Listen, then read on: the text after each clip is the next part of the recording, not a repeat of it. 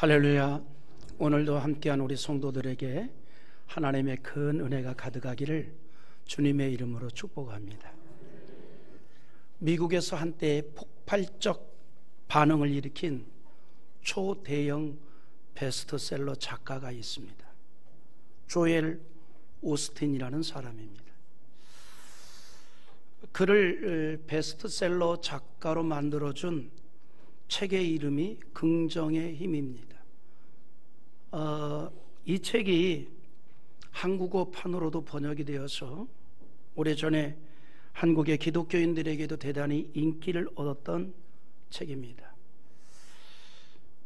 이 조엘 오스틴은 긍정의 힘 외에도 그와 같은 그 맥락을 가진 여러 권의 책을 저술했습니다. 그런데 한 가지 이겁니다. 이 긍정의 힘, 그가 말하는 이 긍정의 힘은 엄밀하게 말한다면 성경에서 말하는 믿음으로 이루어진 긍정이 아니라 일반적인 사람들이 말하는 적극적 사고력 측면이 가깝다는 거죠. 여러분, 우리가 한 가지 알아야 할 게 있습니다. 뭐냐면 성경에서 말하는 긍정의식은 일반적으로 말하는 그런 어떤 적극적 사고력하고는 다르다는 거예요. 성경에서 말하는 긍정의식과 일반적으로 말하는 적극적 사고적 의식하고는 다른 차원의 것입니다. 이를테면 이런 거죠. 나는 할 수 있다. 나는 할 수 있다 라고 외치면서 마음을 다지는 것하고 성경에서 말하는 긍정의식하고는 다르다는 거예요. 성경에서 말하는 긍정의식은 하나님의 언약을 믿고 하나님의 능력과 은총을 믿는 믿음에서 나온 긍정입니다. 거기에는 내 마음이 주가 아니라 여호와 하나님의 능력과 그 언약이 주가 된다 이 말이에요. 말씀드린 대로 내 스스로를 독려하는 나는 할 수 있다 외치면서 자기 체면술적인 것이 아니라 이 말이에요. 기독교인의 긍정은 사도 바울의 고백처럼 하나님께서는 모든 것을 합력하여 선을 이룬다 라고 하는 이 믿음의 역사 위에 이루어진 긍정의식입니다. 전능하신 하나님을 믿는 믿음이라 이 말이죠. 그러므로 이같이 하나님의 언약을 믿는 믿음으로 사물을 바라보는 것과 그런 믿음 없이 사물을 바라보는 것에도 많은 차이가 있습니다. 여러분, 사람의 신체 가운데 어느 것 하나 중요하지 않은 것 없겠죠. 그런데 그 중에서 정말 중요한 게 뭐예요? 눈이잖아요. 때문에 우리가 눈에 관한 이야기가 참 많지 않습니까? 눈은 마음의 창이라고도 하죠. 또 눈이 맑으면, 마음이 맑으면 눈도 맑다라는 말도 합니다. 눈에 관한 말들이 참 많이 있습니다. 그런데 성경에도 눈에 대한 표현이 참 많습니다. 아담과 하와가 범죄하기 이전에는 수치가 안 보였어요. 그런데 범죄 이후에 수치가 보이기 시작합니다. 그런 거 있잖아요. 청춘 남녀가 가슴이 뜨거울 때는 수치가 안 보이잖아요. 좋은 것만 보이잖아요. 근데 결혼하고 살다 보니까 이 뜨거운 가슴이 살살 식어지기 시작하고 뭐가 드는 거니 찬바람이 쌀쌀 들어올 때는 이제 막 보이기 시작하는 거예요. 예전에 똑같은 모습이었고 똑같은 행동이었는데 그전에는 안 보이던 것이 이제 보이기 시작한다 이 말이죠. 아담과 하와가 범죄하기 이전에는 안 보였어요. 범죄한 이후에 보이기 시작합니다. 그래서 창세기 3장 7절에 보면 이에 그들의 눈이 밝아져 자기들이 벗은 줄을 알고 무화과 나무 잎을 엮어 치마로 삼았더라 그랬습니다. 예수님께서 이런 말씀을 하신 적이 있어요. 마태복음 6장 22절에서 눈은 몸의 등불이니 그러므로 내 눈이 성하면 온몸이 밝을 것이요 그랬습니다. 눈이 온몸의 등불이라는 거예요. 온몸을 움직이는 데에 중요한 역할을 한다는 겁니다. 그런데 성경에서 말하는 눈은 단지 육신의 눈을 말하는 게 아니에요. 영적인 눈을 더 많이 말하고 있습니다.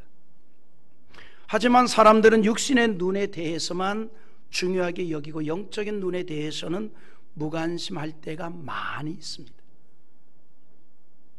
하지만 육신의 눈도 중요하지만 우리에게 마음의 눈도 중요하고요, 영적인 눈이 더욱 중요합니다.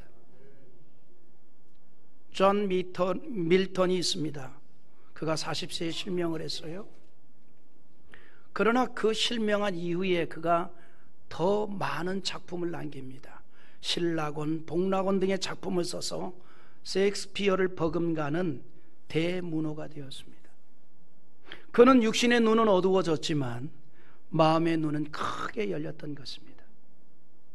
우리가 육신의 눈도 밝아야 하지만 무엇보다도 영적인 눈이 밝아야 합니다.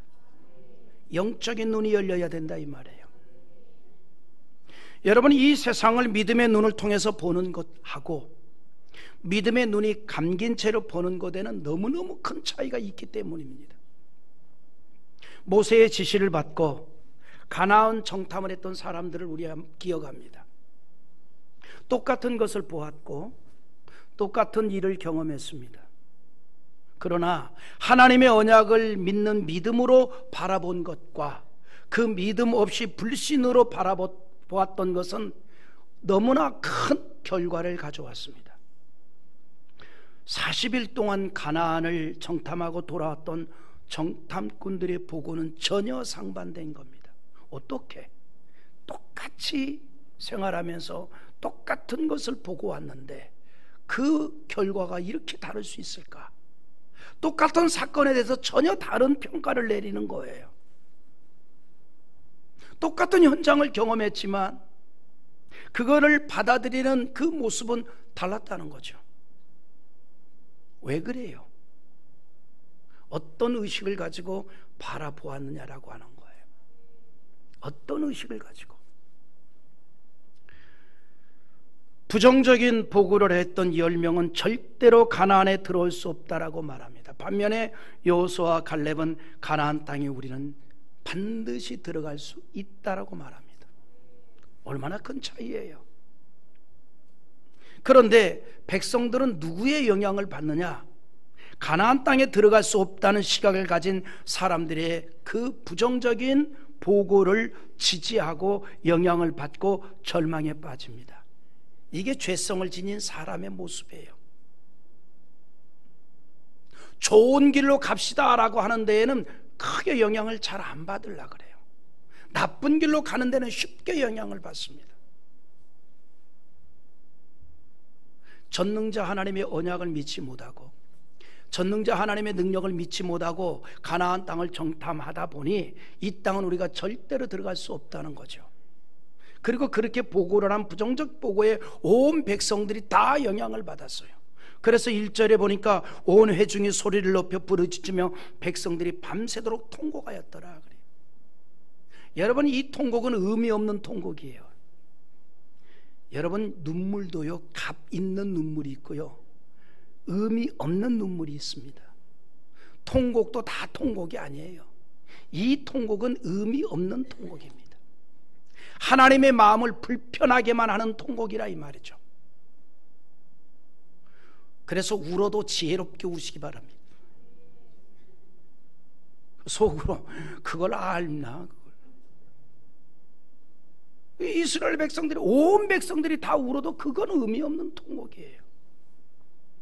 40일 동안 함께 움직였고 같이 정탐을 했지만 전혀 상반된 생각을 합니다. 상반된 보고를 합니다. 어디에 차이가 있을까요? 믿음의 차이입니다. 영적인 문제의 차이라 이 말이에요. 영적인 문제의 차이예요. 믿음의 차이입니다. 말씀드린 대로 10명의 정탐꾼들은 하나님의 언약을 잊어버린 거예요.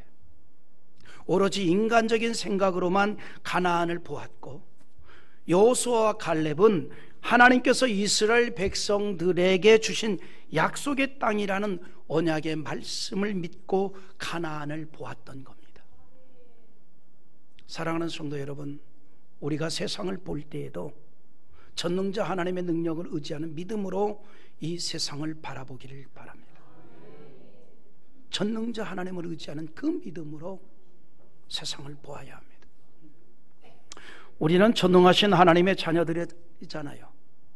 그러므로 우리의 생각이나 바라보는 생각은 하나님의 말씀으로 생각하고 바라보아야 합니다. 여러분, 가나안 정탐을 했던 10명의 정탐꾼들이나 그들의 보고를 들었던 이스라엘 백성들은 이미 하나님에 대한 믿음에서 멀어진 사람들이에요. 하나님께서 일찍이 그들에게 가나안 땅을 주시겠다 약속했습니다. 그러나 철저하게 현실적이고 육신적으로만 보았던 정탐꾼들의 생각은 부정적이었어요. 그리고 그 부정적인 보고를 온 이스라엘 백성들이 지지를 합니다. 하지만 믿음의 사람 여호수아와 갈렙이 안타까운 호소를 하지요. 여러분, 살다 보니 본래요, 누가 안타까워하는 줄 압니까? 아는 사람, 깨달은 사람이 안타까워해요. 여러분, 잘못된 길을 가는 사람이 안타까워하지 않아요. 그 길이 잘못됐다라고 하는 것을 아는 사람이 안타까워하죠. 잘못된 길을 가는 사람은 절대로 안타까워하지 않습니다. 여러분, 어떤 사람이 잘못된 길을 가고 있어요. 그것이 잘못된 길이라는 걸 모르니까 자기는 재밌게 가는 겁니다. 그러나 그것을 보고 안타깝다라고 느끼는 사람 누구예요? 옆에 있는 사람이에요. 잘못된 길을 가고 있다는 걸 아는 사람이라 이 말이에요. 그들이 안타깝죠. 여러분, 사춘기에 이리 뛰고 저리 뛰는 우리 자녀들 둔 부모들이 왜 안타까워합니까? 이리 뛰고 저리 뛰고 하면서 잘못된 길을 가는데 자기들은 재밌거든요. 그래, 인생은 이런 거야. 근데 그 모습을 보고 있는 부모는 안타깝죠. 너무너무 안타깝죠. 지금 여호수아와 갈렙 심정이 그런 심정이었어요. 하나님이 주신 언약의 땅인데 우리의 능력으로는 안 되지만 하나님께서 허락하시면 우리는 그 땅을 점령할 수 있을 텐데 왜 저렇게 안 된다라고 결론을 내릴까? 그리고 왜 온 이스라엘 백성들은 그 하나님의 언약을 잊어버리고 절망하고 통곡할까? 이런 거예요. 여러분, 이단에 빠진 사람은요 절대로 안타까워하지 않아요. 야, 내가 이제야 진리를 깨달았다, 내가 이제야 진리 안에 섰다, 이렇게 얘기하지요. 그를 바라보는 가족이나 아는 교우들이 안타까울 뿐이죠. 여러분, 이단에 빠지는 건요 꼭 뭐와 같냐면 아편 맞는 거와 똑같습니다. 중독이 되어 있는 거죠. 마약에 중독된 거죠. 쉽게 돌아오기가 이게 보통 문제가 아니에요. 그러니까 바라보는 게 안타까운 거죠. 가나안 정탐에 대해서 부정적으로 보고를 한 것을 보고 오히려 여호수아와 갈렙이 안타까워했다 이 말이죠. 그래서 백성들 앞에서 호소하기를 자신들을 낮추고 신앙의 길로 가지 말고 불신앙의 길로 가지 말고 하나님의 언약을 믿고 의지하면서 나아가자라고 호소하고 있는 거예요. 10명의 정탐꾼이나 백성들은 자기들만의 능력을 보았습니다. 가나안 땅과 그리고 그곳에 있는 아낙 자손 등 거인들의 강한 것만을 보고 자기들과 비교를 하니 절망이었습니다. 그래서 스스로 비관적 결론을 내린 겁니다. 그러나 여호수아와 갈렙은 현실의 문제와 자신들을 비교하지 않고 현실의 문제와 하나님의 능력을 비교한 거예요. 여러분, 현실의 문제와 나를 대비시키지 말고 우리는 현실의 문제와 하나님을 향하길 바랍니다. 그럴 때 여호수아와 갈렙은요 확신을 합니다. 우리 8절 한번 읽어볼까요? 같이 봅니다. 여호와께서 우리를 기뻐하시면 우리를 그 땅으로 인도하여 들이시고 그 땅을 우리에게 주시리라. 이는 과연 젖과 꿀이 흐르는 땅이니라. 아멘. 현실의 문제를 하나님과 대비시켜서 판단합니다. 뭐라고 얘기해요? 여호와께서 우리를 기뻐하시면 이렇게 말합니다. 자, 현실적으로는 가나안 땅 정복 어려운 일입니다. 불가능입니다. 그러나 하나님이 우리를 기쁘게 여기시면 우리는 그 땅을 소유할 수 있다. 하나님께 대비한 거예요. 이걸 믿음이라고 하는 겁니다. 우리가 이 믿음을, 이런 믿음을 가지고 세상을 바라보라는 거예요. 이런 믿음을 가지고 세상을 살아가라는 겁니다. 우리가 가나안 땅을 차지하는 것이 아니라 하나님께서 허락하여 차지할 수 있다는 믿음, 우리에게 필요한 믿음입니다. 그래서 하나님께서 우리를 기쁘시게 보시면 그 땅을 차지하는 일이 어렵지 않을 것이라는 거예요. 전능하신 하나님의 주권과 그 능력에 대한 믿음으로 이루어진 호소를 하였던 겁니다. 여호수아와 갈렙은 믿음으로 모든 것을 보았습니다. 오늘 이 시대에 이 같은 믿음이 우리에게 필요합니다. 이런 믿음으로 바라보라는 거예요. 우리의 현실과 사물을 하나님의 능력에 대한 믿음으로 보라는 겁니다. 우린 여기서 한 가지 질문 한번 해봅시다.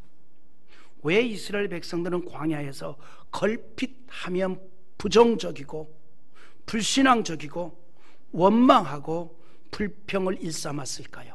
왜? 도대체 왜? 그것은 이스라엘 백성들을 사로잡고 있는 국민적 생각 때문입니다. 여러분, 그들이 애굽에서 400년 동안 어떻게 지냈습니까? 노예로 지냈습니다. 그래서 400년 동안 이스라엘 백성들의 국민적 생각에 노예적 의식이 자리를 잡았던 거예요. 노예적 의식. 그 노예적 의식이 광야 생활에서 벗어나지는 못했던 겁니다. 2021년도에 전 세계적으로 노예제 분야에 저명한 연구가가 한국에 온 적이 있습니다. 노예 문제를 연구하는 유명한 학자예요. 스탠리 에거만이라고 하는 이 학자가 2021년에 한국에 와서 강연을 했습니다. 그 강연의 주제가 뭐냐면 한국인은 왜 좌파적인가? 라고 하는 주제의 강연을 했어요. 그 강연 내용의 일부가 유튜브에도 나옵니다. 심심하면 한번 들어보세요. 굉장히 한국 역사를 잘 꿰뚫어서 준비한 강의입니다. 그는 강연에서 이런 얘기를 합니다. 조선시대 노예제도를 언급을 하죠. 그러면서 그가 이런 말을 해요. 이 조선시대 노예제도는 전 세계적으로 유례가 없는 특징을 지녔다라고 말합니다. 정말 그래요. 전 세계적으로 유례가 없는 특징을 지닌 노예제도입니다. 그 이유는 뭐냐면 조선시대의 노예는요, 모두가 다 조선민족입니다. 같은 민족을 노예로 삼는 경우는 전 세계 노예제도에서 조선밖에 없습니다. 이게 특징이라는 거예요. 조선을 제외한 동시대 노예제도를 운영했던 고대로부터의 모든 나라들, 과거에 보면 주로 타민족 사람을 천한 신분으로 삼아서 노예를 삼았습니다. 자기 민족 사람을 노예로 삼은 경우는 없다 이 말이에요. 이게 조선시대 노예의 특징입니다. 그런데 조선은 노예가 된 것이 자기 민족 사람을 노예로 삼았다는 거죠. 아무리 인권과 민족의식이 발달하지 못한 과거에도 타민족을 천한 신분으로 삼았지 어느 정도 동질감 있는 같은 민족을 천한 신분으로 만든 경우는 세계적으로 드문 경우입니다. 조선은 보면 이렇게 개인적으로도 노예로 살았고 민족적으로도 노예로 살았다는 거예요. 노예로 살았다는 게 뭡니까? 주인이 따로 있고 속박을 당했다 이 말이에요. 그러니까 조선의 역사를 보면 개인적으로도 노예처럼 지낸 민족이고 민족적으로도 노예처럼 지냈다는 거죠. 속박을 당했다. 조선은 500년간 중국의 지배를 받았고 일제 35년 동안 지배를 받았습니다.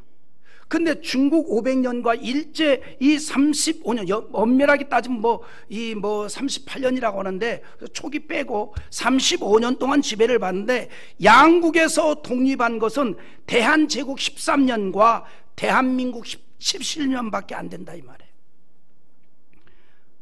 그나마 대한제국 13년도 러시아의 영향을 받았던 기간입니다. 세계대전 이후 최초로 중국, 일본의 지배에서 벗어난 것이 대한민국 70년 역사의 전부라는 거죠. 이 사람이요, 한국 역사를 제대로 파악했습니다. 굉장히 연구를 많이 해서 강의를 했어요. 여러분 기회 되면 한번 꼭 보시기 바랍니다. 개인과 국가가 수백 년을 이어오면서 노예 생활을 한 민족은 전 세계에 흔치 않은 역사라고 얘기하죠. 그래서 대한민국 가슴 속에는 이런 오랜 세월 동안 노예 근성이 심성에 영향을 주고 있다는 거예요. 유전적으로 후손에게 노예 근성이 계승되어 있다라고 정의를 내린 겁니다. 노예 근성이 뭐예요? 남이 시키는 대로 하거나 주체성 없이 남의 눈치만 보는 성질을 뜻하는 겁니다.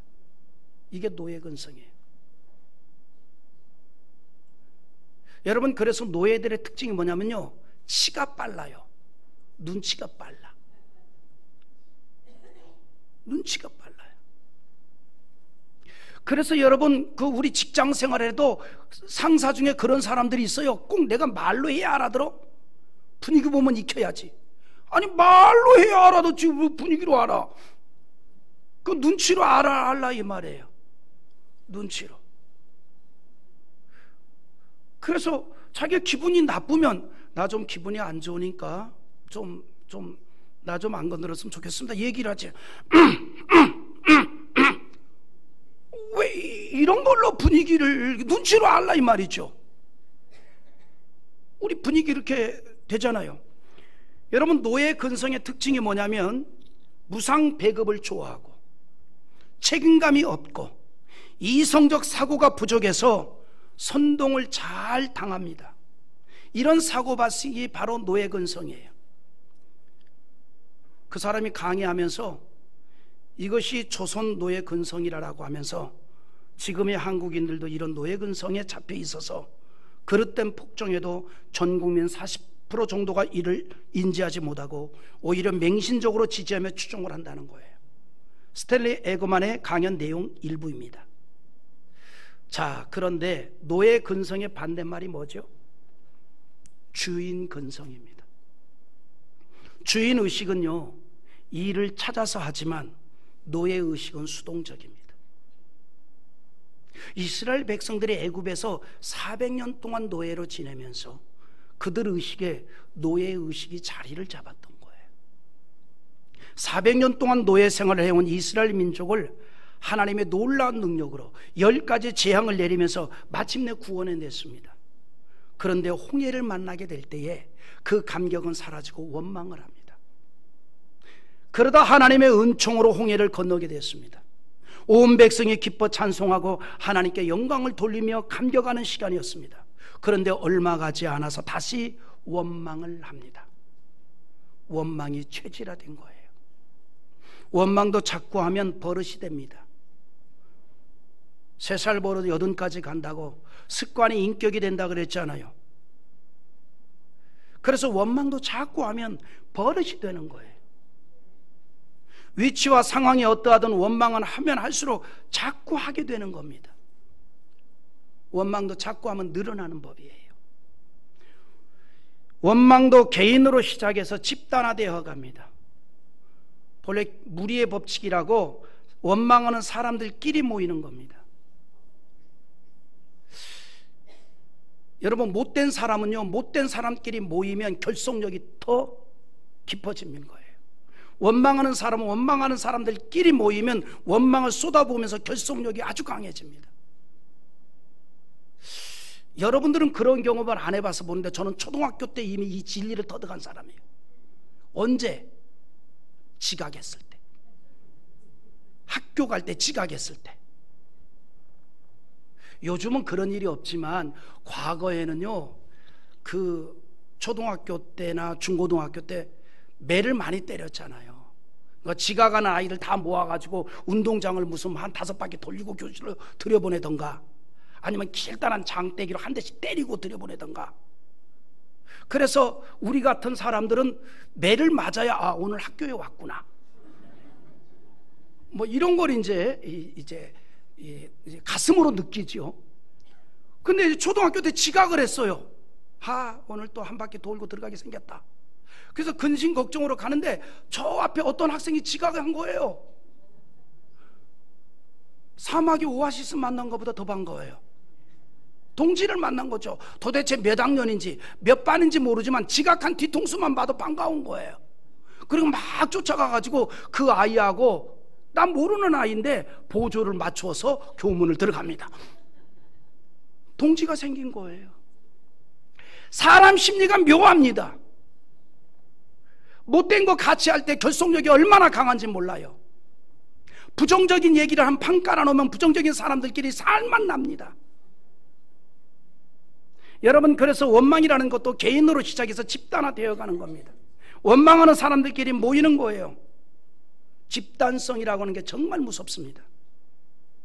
여러분, 원망이 집단화되면요, 그 다음엔 폭력화되는 거예요. 오늘 말씀도 이것이 잘 나타나 있습니다.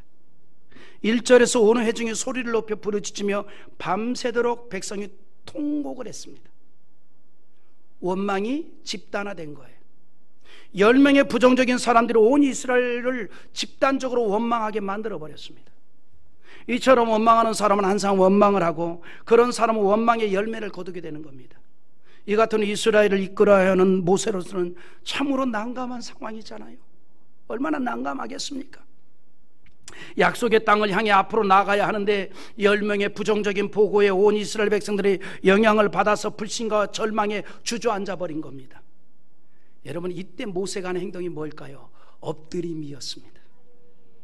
그리고 그 엎드림이 모세를 하여금 이들을 다시 이끌게 하였다는 거죠. 5절에 모세와 아론이 이스라엘 자손의 온 회중 앞에서 엎드린지라라고 합니다. 엎드린다는 것은 하나님에 대한 신앙행위이고 하나님에 대한 경배를 의미합니다. 모세는 지금 이 어려운 상황에서 제일 먼저 한 일이 하나님에 대한 경배였습니다. 신앙의 사람이 하나님에 대해서 할 수 있는 가장 귀한 것은 하나님에 대한 경배입니다. 그러므로 우리가 어떤 상황에서도 하나님께 경배를 드리는 것입니다. 이처럼 위기 상황에서 하나님께 엎드려 은총을 구했던 일들을 우리는 성경에서 자주 보게 됩니다. 욥이 그랬잖아요. 그는 자신의 모든 걸 다 잃었습니다. 참혹한 상황입니다. 자식을 다 잃고 재산도 다 잃었습니다. 건강까지 잃었습니다. 모두가 다 그를 다 떠났습니다. 모든 것을 다 잃고 병든 몸으로 혼자 남았습니다. 어떤 것으로도 위로받기 어려운 일을 당했습니다. 그런 상황에서 욥은 하나님을 경배합니다. 욥기 1장 20절, 욥이 일어나 겉옷을 찢고 머리털을 밀고 땅에 엎드려 예비하며 라고 하였습니다. 그리고 이어서 22절에서 이 모든 일에 욥이 범죄하지 아니하고 하나님을 향하여 원망하지 아니하니라 라고 말합니다. 그 어려운 상황에서 하나님께 진심으로 엎드리고 경배를 하였던 욥에게서 하나님을 향한 신실한 신앙이 어떤 것임을 우리는 발견하게 됩니다. 하나님을 원망하지 않았다라고 하였습니다. 이것이 하나님의 주권을 믿는 신앙입니다. 바울과 실라도 그랬잖아요. 그들이 빌립보에서 복음을 증거하다가 매를 맞고 감옥에 갇혔을 때에 그들이 했던 일이 무엇입니까? 찬송과 기도였습니다. 그 모습이 경배이고 오늘 모세가 엎드린 것과 같은 행동이었던 것입니다. 이스라엘 백성들이 모세에 대해서 반기를 들었습니다. 그들을 애굽에서 이끌어냈던 모세에 대해서 거부하고 새로운 지도자를 뽑아서 애굽으로 돌아가자라고 하는 거예요. 여러분, 저는요, 근자의 우리 한국의 백성들이 참 이 뚝배기 기질이 다 사라져버렸다. 냄비 기질만 남았다. 그게 뭐예요? 뚝배기는 좀 끄는데 오래 걸리잖아요. 그래서 꺼내놔도 보글보글 끄는데 냄비는 금방 보글보글 끓여다 꺼내놓으면 푸식하고 식잖아요. 뚝배기 기질이 없어지고 냄비 기질만 없었다. 왜 그런가 하니 벌써 역대 근자의 몇 명의 대통령을 거쳐갔는데 대통령 세우자마자 빨리 갈아치우자. 이게 우리 문화가 됐어요. 대통령 세우자마자 갈아치우자. 이게 우리 정서가 된 거예요. 기다림이 없는 겁니다. 내가 무슨 윤석열 대통령 지지해서 이런 말 안 하는 거 아니에요. 그 앞에도 그랬고 그 앞에도 그랬고 그 앞에도 그랬어요. 세우자마자 갈아치우자. 기다림이 없어진 거예요. 지금 이스라엘 백성들이요, 모세를 필두로 애굽에서 나왔습니다. 그리고 여기까지 왔는데 그들이 지금 뭐라고 얘기하는 거니? 모세를 버리고 새로운 지도자를 뽑아서 애굽으로 돌아가자, 이렇게 말합니다. 4절 한번 읽어볼까요? 자, 시작. 이에 서로 말하되 우리가 한 지휘관을 세우고 애굽으로 돌아가자 하며. 지금 이스라엘 백성들은 하나님의 언약에 대한 믿음이 없는 불신앙으로 가득한 행동을 하고 있습니다. 하나님에 대한 믿음이 없으니 하나님이 세운 모세를 거부하고 자기들의 생각에 맞는 지도자를 세워서 애굽으로 돌아가자는 겁니다. 오늘 말씀에서 보인 이스라엘 백성들의 행동은 전혀 믿음 없는 모습입니다. 모세는 그때 오히려 뭐 했습니까? 엎드렸다는 거예요. 하나님께 예배를 드렸고 경배를 하였으며 하나님의 손길을 간구하였습니다. 모세의 엎드림은 바로 그런 의미를 포함하고 있습니다. 모세는 이미 불신앙으로 가득한 사람들에게 많은 말을 하는 것보다 하나님 앞에서 엎드리는 것이 더 효과적이라는 것을 알았던 거예요. 이미 하나님의 언약을 버리고 하나님에 대한 약속을 버리고 하나님의 능력을 믿지 않는 저들에게 무슨 말로써 설득을 하랴. 지금은 하나님의 능력이 필요할 때다. 그래서 모세는 엎드렸던 거예요. 여러분, 때로는 우리가 살면서 이런 모습이 필요합니다. 사람들에게 무엇을 많이 말하려고 하지 마십시오. 무엇을 변명하려고 하지 마십시오. 무엇을 설명하려고 하지 마십시오. 그보다 더 중요한 것이 있습니다. 전능하신 하나님의 역사를 기대하는 믿음으로 엎드리는 게 중요합니다. 하나님이 관여하시고 하나님이 이끄시고 하나님의 만져주심을 우리가 소망해야 한다는 거예요. 여기에 하나님의 역사가 나타납니다. 그 하나님의 역사를 우리가 소망한다면 엎드려야 한다는 거죠. 다윗도 자주 어려움을 당할 때 사람들에게 변명을 하거나 혹은 말로써 해결하려고 하지 않고 하나님 앞에 엎드렸습니다. 그러므로 시편 109편 4절에서 나는 사랑하나 그들은 도리어 나를 대적하니 나는 기도할 뿐이라 라고 그랬습니다. 우리가 사람들과의 소통 중요합니다. 하나님은 우리가 단절된 생활을 하라고 말하지 않습니다. 서로 소통하면서 살아가라 말합니다.